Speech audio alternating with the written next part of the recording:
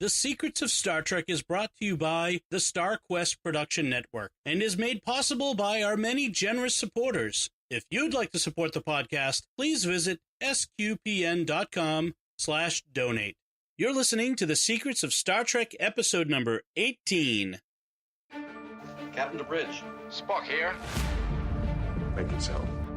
Surrender is not an option. Attention crew of the Enterprise, this is James Kirk. We are all explorers, driven to know what's over the horizon, what's beyond our own shores. We would have helped you get home if you had asked. That's who Starfleet is. Hi, I'm Dom Bettinelli, and you're listening to The Secrets of Star Trek, where we discuss the hidden layers and deeper meanings found in all the Star Trek series, movies, and more. And today we're continuing our overview discussions of the various Star Trek series, and we've made our way to Star Trek Voyager. And so joining me today on the panel are Father Cory Sticha. Hi, Father Cory. How's it going, Dom? And Jimmy Akin. Hi, Jimmy. Howdy, Dom. So just before we begin, again, I just want a little bit of an announcement.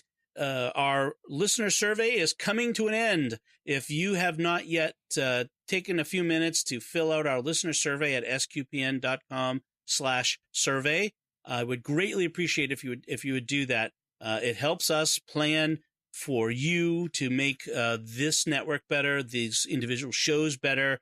It helps us know you and what you like and what you might be interested in. You know, we're always working to develop some new series, the future of SQPN. And if we know what you want and what you like, it means we're not shooting in the dark, and which would be helpful. Shooting in the dark is dangerous. It violates basic gun safety. Do not do it. Exactly. So we don't want to accidentally hit one of our listeners. So help us to turn the lights on and take the survey. And as a thank you for taking a few minutes to fill out the survey, we are giving away 2 different Amazon gift cards for $50 each to 2 lucky listeners who participate. And again, it's sqpn.com/survey. So that's it. Star Trek Voyager, which began in January of 1995, picking up just almost like right after the Next Gen finished its 7-year run, and in the midst of Deep Space Nine, which had begun a couple years earlier, and Star Trek Voyager picked up. And the first of the Next Gen movies. It was really a crazy time in Star Trek history because you had the finale for Next Gen, the first Star Trek movie, Next Gen movie in prep, Voyager in prep, and Deep Space Nine on the air. And it was chaotic for the producers. I can imagine, but great for the fans. I mean, really almost like a golden age of Star Trek for us at the time. And maybe a golden age is returning, but 20 some odd years ago, there was a lot of Star Trek to be had. And so the background for Voyager is this was at the same time that another little news was happening in broadcasting, which was the UPN network. Paramount looked at Fox and said, wow, the Fox Studios, they created their own network and now they have a place to put their stuff. Well, we want to have our own network. So they created UPN, which is something United else. Paramount Network. Yeah. Yeah. It became another network now. I forget what it is. It's the CW. The CW. Right. Yep. Because, and this was to coin a phrase and be a little bit upon the flagship series for the UPN network, which is kind of a little like how Discovery was the flagship series for CBS All Access streaming service.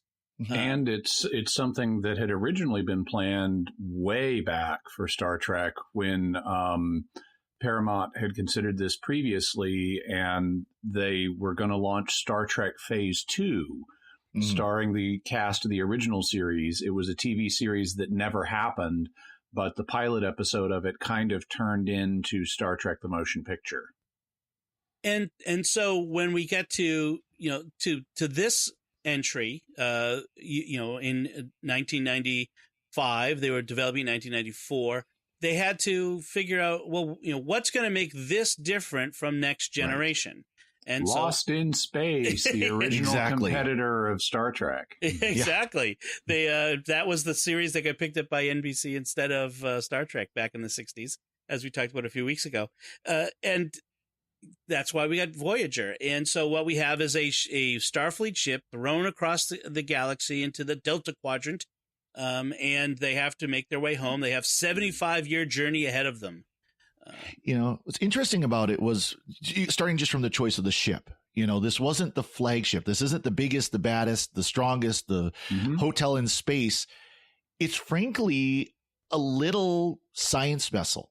Yeah. It's a couple hundred people at most for the crew. It's smaller than the original Enterprise. It is super fast. Yeah. I mean, It was designed. It's a ship that's designed for long distance exploration already. I mean, and that plays into one particular episode, the Equinox, where Voyager was designed for long distance travel already. So it was already well suited for this. Right. But so what we have so they have a ship that's not designed for long distance travel or this long of a journey. It's not a big bad ship. It's certainly not a strong warship. So that's the first thing. The second thing is when they get thrown across the galaxy, half the crew dies. It's a violent encounter. So many of the crew members die off the bat. The most careless caretaker imaginable. Yeah, that's right. This alien creature that was reaching out and grabbing ships from all over the galaxy looking for a compatible species to mate with. It's like a Delta Quadrant version of Tinder. And it was violent Delta Quadrant version of Tinder. But what saves Voyager in a sense is their mission at the time was they were hunting down the Maquis. Now the Maquis were a group of people that were originally from Next Gen. Insurrectionists basically. Yeah, and they developed it more in Deep Space Nine. Deep Space Nine. Yeah. Right, and they're basically former Federation citizens who lived on colonies on the border with the Cardassian Empire. And when the war with Cardassia ended, they were ceded to Cardassia as colonies. Like these, Cardassia, in the negotiations of the final treaty, the Federation had to give up these worlds, and these people didn't want to leave. So they ended up staying on these planets because it's their home.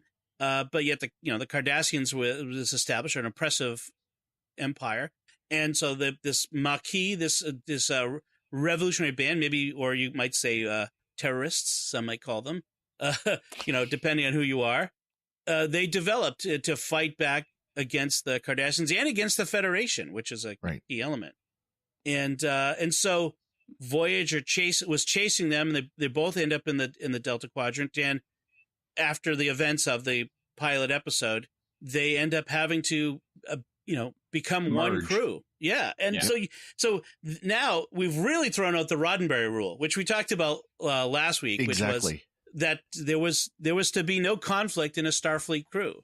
And now we have conflict from the get-go here between the Maquis and the Starfleeters. Which introduces one of the many failed potentials of Voyager, because after they merge the crew, we get an episode or few where this conflict between the Starfleet crew and the Maquis crew comes up, but it never really gels. I mean, Chakotay, who is a Maquis first officer, really effectively manages the situation and keeps a lid on it, and we don't have a major uprising. We do. Actually, there are a couple episodes where we do have some uprisings, and some of that is under the influence of alien influence that kind of gets the conflict going. But other times it's in a holodeck or things like that. But there are times when there are issues that have to do with the fact that this Maquis crew is not Starfleet. They didn't go to the Academy. They're rough around the edges. I mean, you end up finding a serial killer among them. I forget his name, but who Lon Suitor. Right, thank you. Who actually has a couple of appearances. He's a recurring character until he makes the ultimate sacrifice. But my point is they don't exploit it to the extent they could have. Right. I mentioned there are a few episodes where it comes up, but we never have like a Maquis coup. Well, on board the ship that goes on for any period of time. Last week we talked about DS9, and compare the conflicts among the crew in DS9 versus the conflicts among the crew in Voyager. Mm-hmm. And you would think that the conflict in Voyager would be much more than DS9, because of course DS9 by and large was a Starfleet crew, with the exception of Odo and Kira and a couple others. You don't have that. Mm-hmm. Right. I agree with Jimmy that they started out with that potential, and then immediately boom, the Maquis became Starfleet. Right. Yeah. I mean, there was like a few episodes where, like, for example, B'Elanna Torres is the chief engineer, appointed chief engineer, and there's sort of conflict with her being over Starfleet crew, and right. and them kind of rejecting that, and so yes. But after that, I mean, she settles into being a wharfette, where she's just got a bit of a temper problem. Right. Exactly. Well, and because it's a foundational aspect of the show. I mean, it's one of the core, like the bullet points when they pitch it to the network. It's lost across the galaxy is bullet point 1. Bullet point 2 is it's a Maquis and Starfleet crew. For all that, you're right. It doesn't play that throughout the series. By the end of the first season, with the exceptions of like that the Tuvok's holodeck program and things like that, you really don't see it. Yeah. Right. I mean, it comes up a few times, but it's not really a key aspect of the series. You're right. I'll agree with that. Then there's another problem with the series is, we have this 75-year journey for them to get back, and we know they're going to make it back in 7 years. Right. So they're always looking for some new shortcut that will get them closer to home, but not all the way home until the final episode. Right. Yes. So we're going to have these series of great leaps forwards, because it would be boring to have 7 years of plodding along and then one huge leap. So they do what you would expect and have periodic great big leaps, but that don't get them home. And that becomes a recurring theme on the show, and it's baked into the structure of the show that we're going to get these. And how many times can you go to that well? Exactly. Right. Well, the other part of it is they have to make a decision early on. Are we just going straight home? Are we going to make one straight journey that, with no side distractions? Well, that would be kind of boring after a while as a TV series. So distress signal, don't care. Talk to the subspace hand. Exactly. Yeah, exactly. We're not from here. You go talk to someone who's from here. But they early on they make this. We're a Starfleet crew and we're all about exploration. So we're even though we're going to probably add years to our journey, we're going to have these side distractions that take us all over the place. If you played role-playing games, it's like, am I going to do the main plot line, or are we going to do all the side quests as I'm playing the game? Right. It's that kind of idea. Right. Or a video game, like you're running, if you're going to do a straight run through, or like if you're playing like one of the Mario Brothers, you're going to go down every hole to the extra levels. Right. And whenever the Voyager gets a choice, they go down the hole. That's exactly what they do. So one of the other distinguishing features is the first female starship captain, as a regular. I mean, we saw women. And this is interesting. The casting choice was crucial here, because originally, I'm blanking on her name. Villeneuve. No. I know the French original actress? actress's name. No. Yeah. The one who got it. Oh, Kate Mulgrew. Kate Mulgrew. I was thinking Kate O'Mara, and that's the wrong person. Wrong show. Yeah. So Kate Mulgrew was not originally cast as Captain Janeway. Instead, it was a French-Canadian actress named Genevieve Bujold. Oh, that's right. And they actually got a day or so into taping with her for the pilot episode. And it was, and that footage still exists, and you can watch it. It's on YouTube. You can see the comparison with Kate Mulgrew's performance. And Kate Mulgrew, is Captain Janeway. She is the right person for this job. Yeah. I'm amazed they didn't give it to her initially, because when you compare Kate Mulgrew's performance to Genevieve Bujold's, it's night and day. Genevieve Bujold is like spacey. and not in a good way. Exactly. She's like zoned out, and she's contemplative and quiet and not dynamic and assertive and decisive. And of course, these first scenes that they're filming are the ones where the ship's at risk, and there's high energy on the bridge, and the captain's just kind of like, oh, there's something happening. Yeah, it's like, give that woman a cup of coffee or something.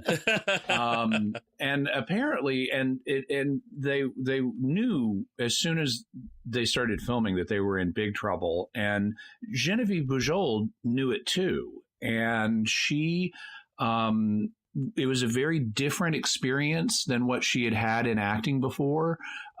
She was not used to doing television series. And so the length of the workday and the prospect of doing this, 16-hour workday or more for 6 days a week for 7 years sank in on her really fast. Also, she wasn't used to working with directors in the way that the series was going to involve, because they have a new director for every episode.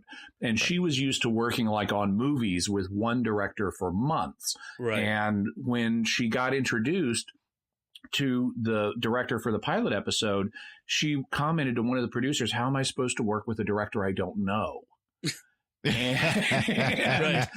and that was not a good sign. And to her credit, she asked within like the first day or so to be released from her contract. She just realized this was not going to work. The producers realized this was not going to work. And it's so good for the series that she backed out so quickly, because if they had gotten farther into production before it fell apart, it would have been much harder to undo. As it was, they had to call a hiatus for a few days. They cast Kate Mulgrew, who they'd already auditioned but didn't get it on the first round. And then Kate Mulgrew stepped into the part and did great with it. Yeah. There's a lot. I mean, I'm looking at the list of other actors. They looked at a lot of different women for this role. And I'm looking at some of the other names, some that I recognize, like the actress who played Leia Brahms was one of them. Right. Claudia Christian from Babylon 5. Oh, she would have been good. Yeah. Very different character, but she would have been good. A little young. She would have been good, but I like the maturity that Kate Mulgrew has that Claudia Christian wouldn't have had. There's Patty Duke, who had a little more maturity as well. She would have been interesting. Erin Gray from Buck Rogers. Who my first TV crush, shall we say? Oh yeah, yes, man. I was at an impressionable age when Buck Rogers came out. They even had Linda Hamilton, which was interesting. That would have been an interesting choice. They would have had the Terminator on one episode. So anyway, so Captain Janeway as the first female captain. I mean, she, especially in the initial seasons, she was a bit stiff, a little too. There was that weird moment early on where she had that confrontation with Ensign Kim about "Don't call me ma'am, you call me sir." And it was it was the opposite. It was "Call me ma'am, don't call me sir." Was it? Okay, there was I remember a weird interaction about the whole "ma'am, sir" thing, or just call me captain instead, I think is what she ended up saying. They previously established that female officers on Star Trek were called sir. That's something that goes to the movies, and so forth, where they're calling Mr. Savick and so forth. And that's a very naval tradition to this day. Yeah, but it would feel a little weird to the audience to have Captain Janeway being called sir all the time. And so I actually didn't mind. I mean, it can be a little clunky on the dialogue level, but in terms of establishing, okay, on this show, she can be ma'am. Yeah. That was fine with me. Yeah. Some of the other people that were, the interesting changes, all of the medical staff were killed in the initial toss into the Delta Quadrant. So we have the holographic doctor, which I loved Robert Picardo. I really enjoy him. But what they sometimes did with the doctor's character really drove me nuts at times, mostly from a technology point of view, but some of it from a philosophical point of view. And again, we'll get into that as we go through the series. But like the whole there's only one copy of the Doctor ever, and when they download him into something else, they for some reason delete it from the ship's computer, sort of thing. It's the whole problem with having implausible. Yeah, the whole problem with having a holographic character, a computer generated character, it becomes a problem. I mean, they had learned of backups by then. I mean, we do backups now, and of course we don't do it, but right. Yeah. By the way, one thing I'll give him credit for with the holographic Doctor, who was one of the breakout characters for the show. Oh, absolutely. He was a great character. It was not expected to be him. They thought it was going to be Neelix, and it was not. It was the Doctor. They're usually wrong about that. Yeah. But earlier this year, I was at a social event where a gentleman had a cardiac arrest, and all of us at the social event sprang into action, and we saved the guy's life. But my role in it was I was the one who got on the phone to 911 and arranged for the EMTs to come. Right. And then other people who were there who were nurses and so forth began CPR while I was getting the EMTs. Right. And when in talking to 911, they were so much less efficient than the Doctor. I was frustrated. It's like they should be, please state the nature of the medical emergency. And they weren't. And I mean, it wasn't even, please state the nature of your emergency or what is your emergency. It wasn't anything that concise.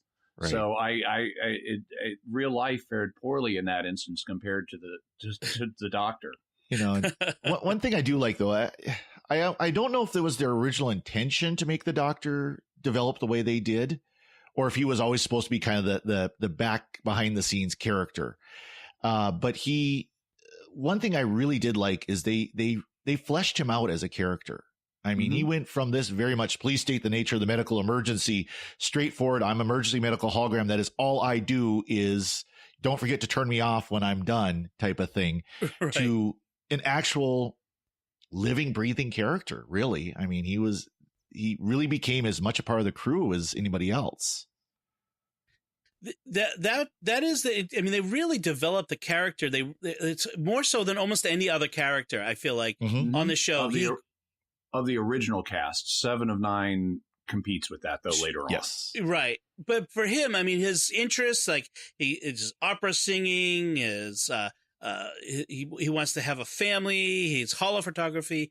And I feel like that at one point, I mean, they introduced the mobile emitter, this 30th century technology, because really, for this character to really grow beyond what they'd done with him, they needed him to be able to get out of the medical bay, the sick bay, and get out there and be part of the crew. And I mean, it introduced some of the issues I was talking about before, but at least, it was, it may allow the character to grow. And some of my favorite episodes are Doctor-centered episodes. Absolutely. One character who did not grow and who was the biggest misfire of the original cast was Cass. Yeah. Cass is, for those of you who may have forgotten who this person is, Cass was a young woman. She was from a race called the Ocampans. She was played by Jennifer Lien. And the deal is the Ocampans have a 7-year lifespan. And so the natural thing to do with that character is show us all the phases of her life over the course of the 7-year series. That's clearly, what that character was set up for. Yep. And it would have been amazing. And hypothetically, if they had written it well, it could have been amazing where you have Cass dying, getting her first glimpse of Earth, this place she's heard about her entire life. And it would have been so bittersweet. And they completely ruined the character. They had no idea what to do with her. They started doing all this psychic power stuff to try to make her more interesting. And eventually, halfway through the series, they got rid of her and replaced her with the far more interesting 7 of 9. Right. Only to bring her back as some kind of angry storm god for an episode.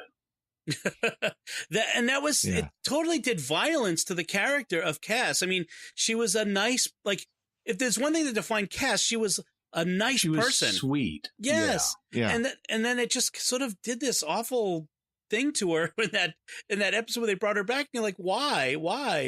It was the anti-Tasha Yar ending where they redeemed Tasha Yar by bringing her back, and they ruined Kes by bringing her back. Right. You know, I wonder though if they, like you said, they really didn't know what to do with her. You know, she was, 1 year old when she got on Voyager, which I guess for Ocampans is kind of like late teenager, early 20s for humans. Yeah. But they really didn't show her aging. They didn't show, you would think that if they've got a 7-year lifespan and she's already 1 year into it, that over the course of 6 years or the course of 2 years, you would see some signs of aging. Of course, they didn't do that. The only thing I can remember them doing that did reflect her life cycle in a significant way was they got to the point where she needed to become pregnant, because if you got a 7-year lifespan, your biological clock ticks really fast. Yeah. Right. And she could have apparently through their magical gee whiz technology had a baby with Neelix, but didn't. Right. And that's what they should have done. They should have let us see, what it's like to have a baby and have this. And for once, there would be a plausible explanation for why a child grows so fast in science fiction. And you mean like the other little child that was born in the first season and was like 12, 7 years old? Yeah, was like 12 years old by the end of the 7 years. Yeah. So there was another missed opportunity. That's like, okay, I guess I'm not ever going to have children in my life. That's sad. New episode. Right. Exactly.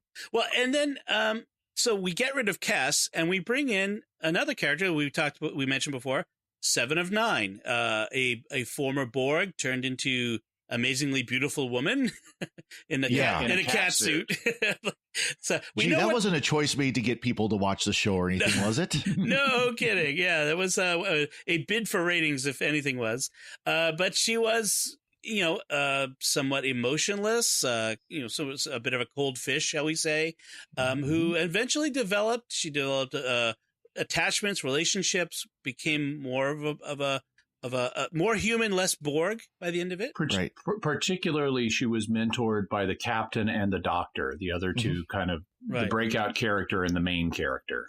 Right. And what the doctor was the doctor kept getting crushes on these different female characters. First it was Cass, and then it was 7. And that was it was an interesting, they made an interesting part of the characters there where he had quote unquote feelings as much as the program has feelings for her, and they sort of developed. Whereas the captain's role was, she was very much a mother figure to her. Yes. Which is very interesting. It's one thing that is kind of behind the scenes with 7 of 9 is when they cast Jerry Ryan as 7 of 9 and brought her into the show. It was kind of like when they added Worf to Deep Space Nine. It was a big change in the show. And unlike Deep Space Nine, Paramount was interested in promoting Voyager because it was the flagship of their new network. And so they dumped tons of publicity on the 7 of 9 change. They made her a central feature of lots of stories. Right. And it caused friction with the rest of the cast because suddenly it was the 7 of 9 show. Yeah. And she was getting all this publicity and all these plots, and everything was centered around her. And I know it caused friction, which I gather has been patched up, but it caused friction in particular with Kate Mulgrew, who was the main character up to this point. And suddenly the spotlight is on this other person. And also the rest of the cast who had their parts correspondingly diminished to give time to 7. Right. I mean, some of them I was quite happy with having their time diminished, like Harry Kim and others who could have been a good character, but they just kept miswriting. Harry Kim, you mean the perpetual ensign? Right. What? No 7 field years and commissions? she doesn't even give him a field commission to lieutenant? I mean, no come kidding. on. Yeah, well, there's not a lot of room for upward mobility on the ship except if a superior dies. Well, I mean, apparently there are deaths on board. I mean, we do lose people. Yeah. We don't have a lot of time to kind of go through everyone. I mean, we kind of mentioned Neelix on the side. Yeah, we've kind of talked about the characters. I wanted to talk for a moment, if we could, about the writing of the show. Yes. We talked about how there's kind of a lack of an overall arc to the series other than getting home. So it's not like where we have this complex war like in Deep Space Nine. They're trying to do They're trying to do next gen, where we have a new planet or people every so often. Right. And it's not always very successful. Like there's this interminable period early on where they're going through Kazon space. And the Kazon are like, it's like a race with the perpetual bad hair day. No wonder why they're so angry. Yeah, they look like they're kind of like Klingons with really bad hair. Space pirates. There's another, we get these interactions with the Vidians. The Herosian. Eventually we get to the Borg, and that gets more successful, but then they defeat the Borg so many times, they defang the Borg. Right. Yeah. They become like the Daleks or the Cybermen or the Master. What I find frustrating, though, is in individual episodes, two things. And I actually want to do a rewatch of Voyager and keep a spreadsheet of two things. One is the nature of the climax in each episode, because watching the series initially, I noticed so many episodes involve the climax is the characters are standing in front of consoles talking dramatically. Yeah. And that's how they resolve the plot. They stand in front of consoles, punch buttons, and talk dramatically. I was hoping you were going to use that line. Yeah. And in particular, I noticed in the first season, there are a bunch of episodes where the climax involves the Voyager or one of its shuttlecraft breaking through a barrier of some kind, and that's the resolution. The other thing I want to keep track of is the number of upgrades that the Voyager gets over the 7 years to deal with various problems, because they in one episode, they'll increase shield efficiency by 50%. And in another, they'll increase it by 75%.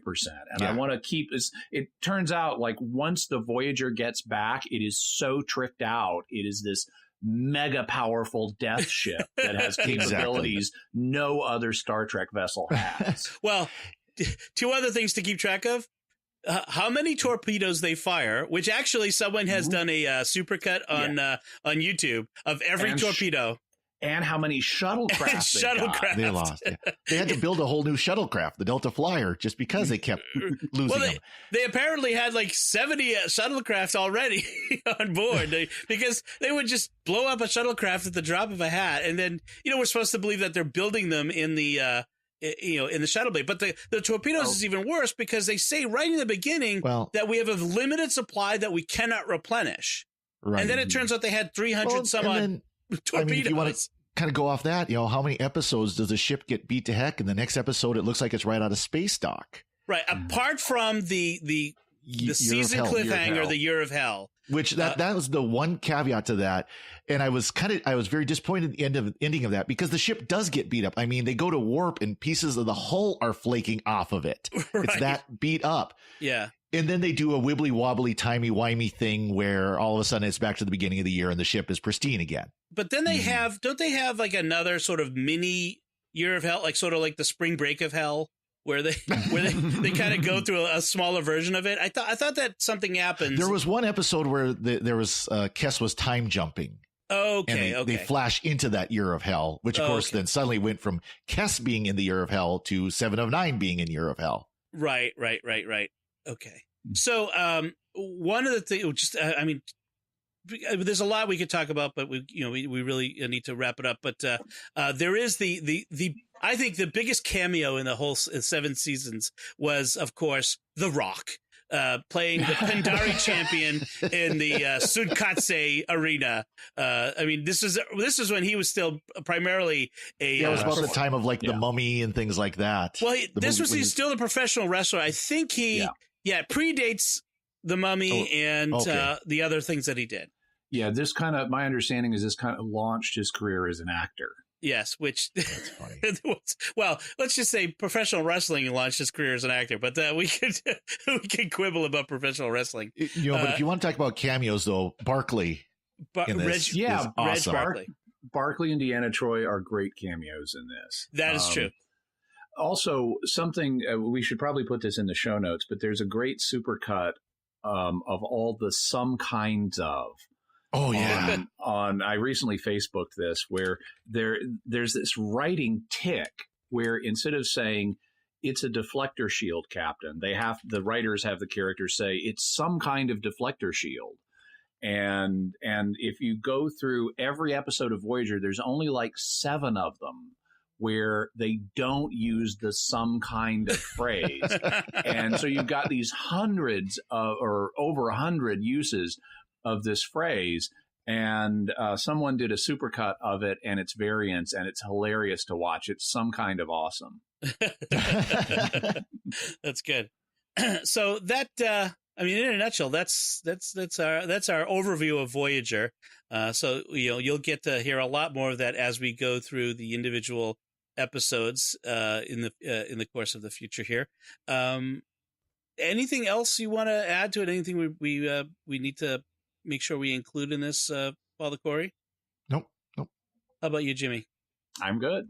All right, so I'll try to find the links to those videos and put them in the show notes so that we can all enjoy them. But that's it from us. So, what did you think of Star Trek Voyager? What did you think of our opinions on it? Are we all are we wrong? Was this your favorite? I'm sure this is somebody's favorite, and we would love to hear from you why it's your favorite. Give a good defense. It's fine. We can all have different opinions. So, but let us know. Go to sqpn.com/Trek. Go to sqpn.com/Trek. We're trying to avoid, stepping on other people's copyright toes. Yeah. sqpn.com/Trek, or go to the SQPN Facebook page. Find the link to this show, and then leave a comment there. Or you can leave us some feedback by sending us an email to trek@sqpn.com. You can send us a written email. You can send us a voice recording so you could record it, say, on your phone in the voice memo function and email that to us. If you could, we would greatly appreciate if you would go to iTunes, leave us a 5-star review to help us stand out from all the other Star Trek podcasts that are out there and to grow the audience, and to like, share, retweet the podcast to other Star Trek fans so that they can hear about it. We only grow because you help us grow. We can't do it organically in the sense of if we post on Facebook or on Twitter, that doesn't get to a new audience unless our those of you who listen to us share it further on. So we really appreciate when you do that for us. We greatly appreciate it. So we'll be back next time. We'll be discussing an overview of. It's our last overview episode. We'll be discussing an overview of Enterprise. And I say it's our last overview because we've already done Secrets of the other series of Discovery. Yeah, we've done the other series. We've also already done 2 episodes of the first season of Star Trek Discovery. So that's sort of an overview already. So Enterprise will be our last overview, and they'll be getting into regular episodes after that. So until then, Jimmy Akin, thank you for joining me in sharing the secrets of Star Trek. Live long and prosper. Father Cory Sticha, thank you as well. Thanks, Dom. Once again, I'm Don Bettinelli. Thank you for listening, and remember, listen carefully because I'm only going to say this once. Coffee black.